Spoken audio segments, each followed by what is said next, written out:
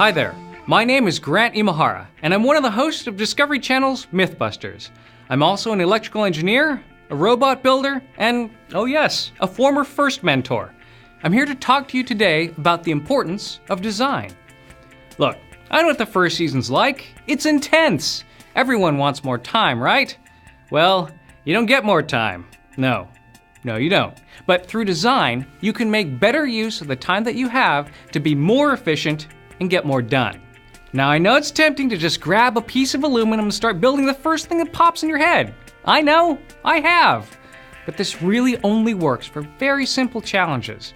And as we all know, FIRST is anything but simple. FIRST robots are, by nature, complex machines. In order to build them with the capabilities that you want, given the time that you have, requires careful thinking. The design process is your roadmap through this minefield. Seeing that journey and understanding the process of design is what this video is all about. Now you're saying, I already know all this, Grant. What's the difference? Well, the difference I'm suggesting is that you pay a little more attention to the very early stages of your design process. Now you're probably thinking, whoa, we do design. We draw it on a piece of paper or on a whiteboard and then we build it. Well, before charging forward to making parts, just take a little time to make a study model.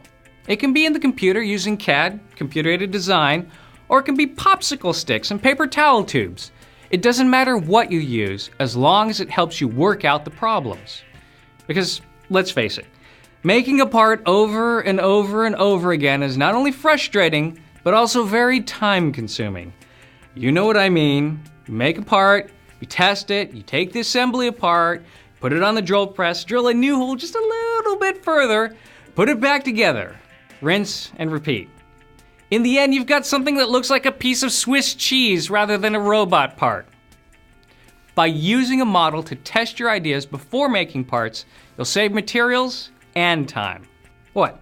You don't believe me? It's already been done by many teams. I'll show you.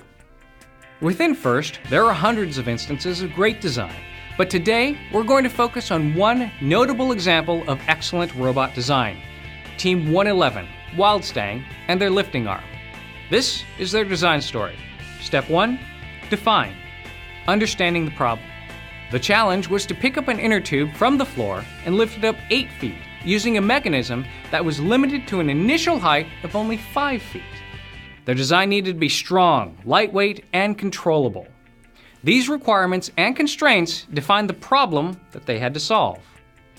The team started with a review of the required geometry, called a kinematic analysis. Basically, how small did the robot have to be to begin with, how long the arm had to extend, and the types of movements required. They used hand sketches to quickly identify the critical dimensions. Based on this analysis, they established that 2 linkages connected by rotational joints could accomplish this task. Step 2, ideate. Brainstorming.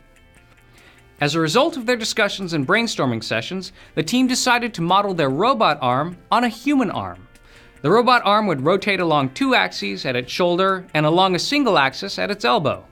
They decided to make each aspect of the arm analogous to a human's, with linkages as bones and power sources as muscles. Next, they had to build what they imagined. Step 3, create.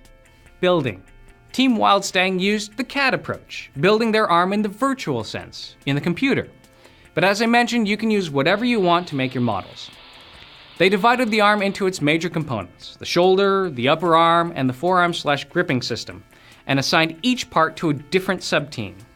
These subteams worked independently to model their designs using CAD, and then put all the models together for testing. Early testing revealed that the original gripping system could hold a tube, which is good, but the tube rotated if you moved the arm too quickly, which is bad. Within the computer, they then easily moved around the pivot points until the arm had better range of motion and a stronger grip. The whole time they kept plugging away at the models to improve performance. See, they did all their testing in CAD and solved the problem virtually before any of the parts were actually made. Their computer corrections solved the real-world problems. Now that their virtual design was working great in the computer, it was time to make the parts and put the robot together. Step 4, solve. Manufacturing. Wildstang's CAD models not only helped them test the arm, but also served as detailed blueprints for fabricating the actual arm components. Each bearing, mounting hole, and attached part was precisely specified in the CAD model. This allowed them to make the final parts in one pass, saving materials and, more importantly, saving time. The result? Wildstang's arm had a full range of motion, was easy to control, and was strong. A phenomenal success. They used CAD to streamline their design process to keep them moving forward toward their goal. To review, make a model, work out your ideas, then make your parts. And like Team Wildstang, you can follow the same design path to efficiently create an elegant solution. And that, my friends, is what great design is all about. Or you can struggle through it the hard way. It's up to you. Either way, you better get started. Clock's ticking.